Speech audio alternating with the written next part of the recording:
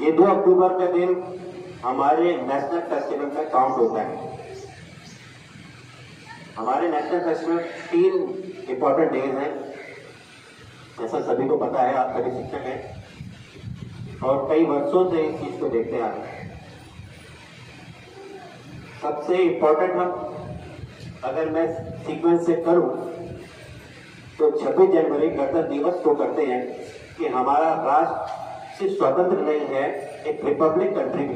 We are a republic country and we have to proud on it. हम गणतंत्र हैं, school चला रहे हैं, तो यहाँ भी आपके स्कूल के लिए एक संस्था बनी है जिसका एक छोटा सा मेंबर एज ए सेक्रेटरी मैं यहाँ हूँ। लोकतंत्र हमारे देश की सबसे बड़ी पहचान है और विश्व में सबसे बड़े लोकतंत्र देशों में हमारा देश भारत आता है। दूसरा जो इम्पोर्टेंट दिन है वो 15 अगस्त है, जो हमारी आजादी को रिप्रेजेंट करता है कि हम गुलाम किसी बाहरी उपनिवेशिक या किसी दूसरे देश के नहीं, लेकिन हमारी आजादी सही मायने में हम अभी अचीव नहीं कर पाए हैं। असली आजादी वो होगी जब एक इंसान दूसरे से डरेगा नहीं, अपने देश को देश समझेगा, हम एक दूसरे की सहायता में दुखों में साथ आएंगे। जब हमको सही मायने में डर लगना बंद हो जाएगा, हर एक कम्युनिटी के लोग दूसरे कम्युनिटी से डरते हैं, एक धर्म जातिपन बहुत से वर्गों में बटे एक दूसरे से डरते हैं। कोई बात नहीं, हम करेंगे। अभी हम दूसरों से गुलामी से आजाद हुए हैं, अब हम अपनी भावनाओं की जो गलत भावनाएं हमारे समय से आ रही है उससे भी आजाद होंगे, एक दूसरे का सम्मान करना सीखेंगे। अब तीसरा जो मैंने बताया आज का दिन 2 अक्टूबर, जैसे कि आप सभी को पता है आज 2 पुण्य आत्माओं का जन्म दिवस है। उसके अलावा भी बहुत ऐसी पुण्य आत्माएं हैं जो आज मतलब जन्म दिया होगा जिन्होंने, जिनका नाम हम नहीं जानते क्योंकि वो राष्ट्रीय स्तर पे उनकी ख्याति नहीं हुई। लेकिन ऐसा नहीं कि सिर्फ 2 अक्टूबर को बने हुए और नहीं हुए और जिन्होंने काम अच्छे नहीं किए। तो उन 2 महापुरुषों के बारे में सभी को पता है, फिर भी मैं बताना चाहूँगा।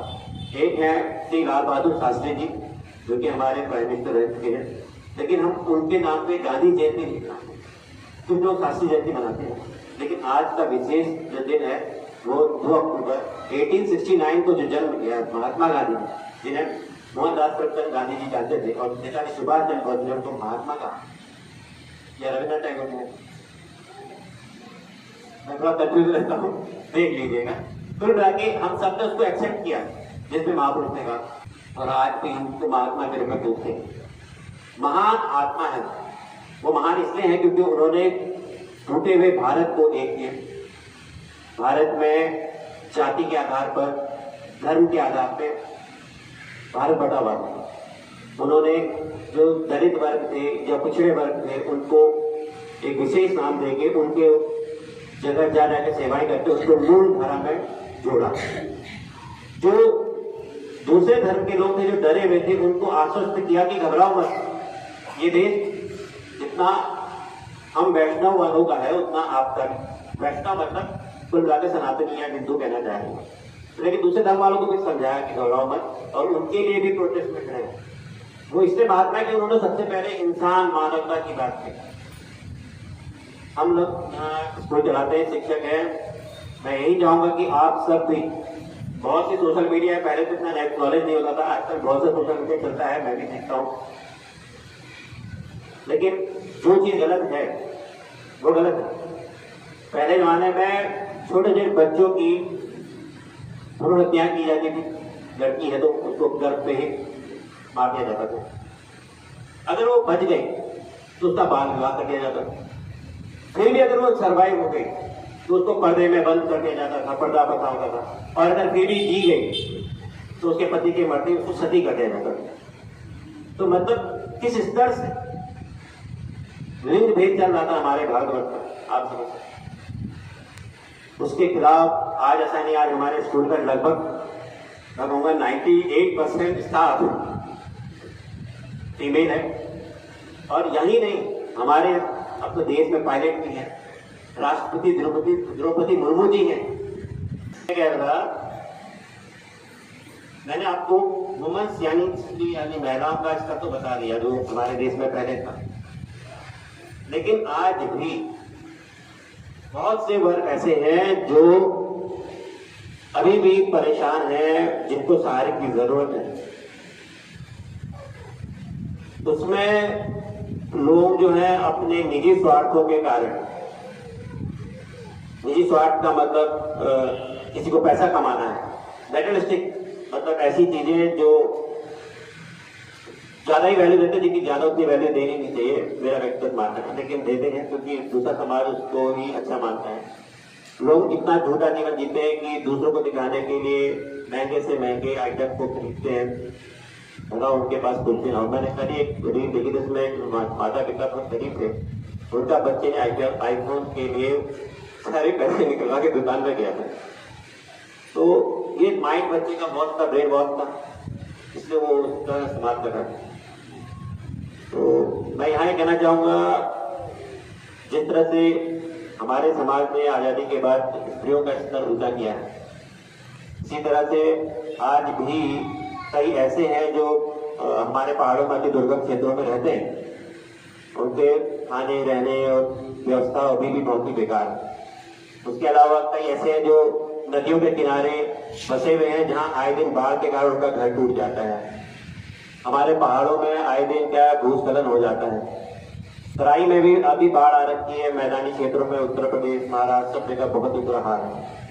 तो ये सभी हमारे अपने, हम लोग महात्मा गांधी इतना महान तो बन नहीं सकते, लेकिन हम ये जरूर कहेंगे कि उनसे सीख सकते हैं कि एक व्यक्ति अगर कर सकता है तो हम भी कर सकते हैं। क्योंकि पहले लोग कहते थे कि चंद्रमा में जाना मुश्किल है, पहले तो उससे पहले तो ये कहा जाता था समुद्र पार करना ही मुश्किल है। फिर चंद्रमा की बात है, जब मून मिशन चल रहा है, नील आर्मस्ट्रांग का नाम सुना होगा आप, तो वहां गए। एवरेस्ट चढ़ना मुश्किल है, एवरेस्ट पर पहुंचे लोग। जब एक आदमी को अचीव कर लेता है तो दूसरे भी कर सकते हैं, उनको एक साहस आ जाता है। तो महात्मा गांधी ने अपने जीवन में वो आदर्श करके जिए। हम लोग को भी अपने स्तर से कोशिश करनी चाहिए कि हम भी उस तरह के आदतों का पालन करें। लोग जो है किसी भी प्रकार का ऐसा चीज जिससे आपके कारण कोई दूसरी दुखी हो रहा है कोई व्यक्ति, तो वो ना करे। बाकी हित कटराते हैं, इस मामले में मैं एक बात भी कहना चाहूंगा जो मैं हमेशा कहता हूं कि इसका एक ही उपाय है जो मुझे दिखता है, वो ये है कि हम सबके लिए सबसे पहले हमारा देश होना चाहिए, राष्ट्र होना चाहिए।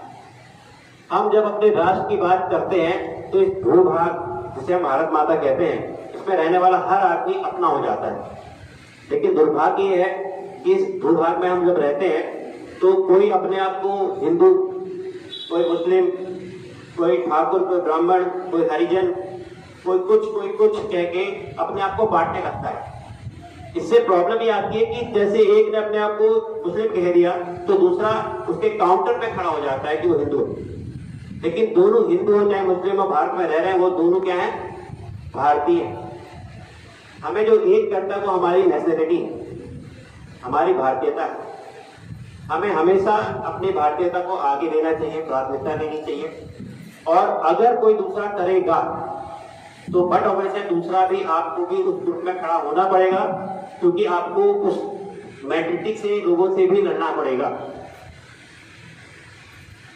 तो उसको मैं तब गलत नहीं कह पाता, मैं चाहता नहीं हूं, वैसे तो गांधी जी भी नहीं कह पाएंगे, लेकिन ये अगर हम लोग सभी सबसे पहले अपने आप में राष्ट्र को आगे रखें, हर बात में सोचें कि पहले मेरा देश है, मैं उसको क्या देता हूं, वनस्पति उससे क्या देता हूं, इससे हम उसको क्या दें। इस तरह से हम अपने देश में अराजकता का माहौल ना होने दें, गृह युद्ध का माहौल ना होने दें, गली मोहल्ले में झगड़े ना होने दें, क्योंकि हमारा देश, अगर मैं पर्वतीय समाज पहाड़ी का हूं, अगर कोई पहाड़ी देसी भी कर सकता है, पंजाबी भी कर सकता है, कि बंगाली भी चल रहा था, तो ये सब चीजें जो है ना, ये हमारे देश को अंदर से खोखला करती है। ये देश नहीं है हमारा जिसमें ये सब चीजें होनी चाहिए, मेरा ये व्यक्तिगत मानना है।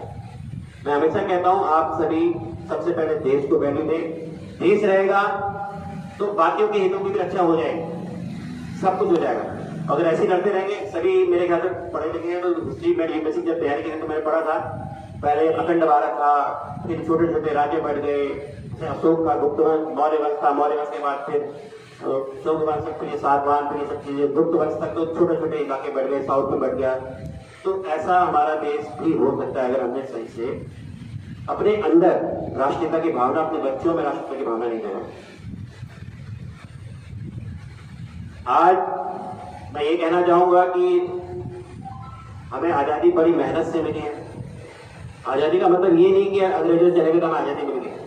आजादी का मतलब ये है कि हम स्वतंत्र हुए हैं किसी दूसरे की बात को मानने के, उसकी अपनी इच्छा के बिना भी उसकी चलने के लिए हम फ्री हैं, अपनी बात रखने के लिए फ्री हैं। मैं भी बात रख सकता हूं, कोई दूसरा आदमी भी अपनी बात रख सकता है। ये स्वतंत्रता हुए है इस देश में, उसको और अच्छा करना है। तो मैंने अपनी बात रख दी है।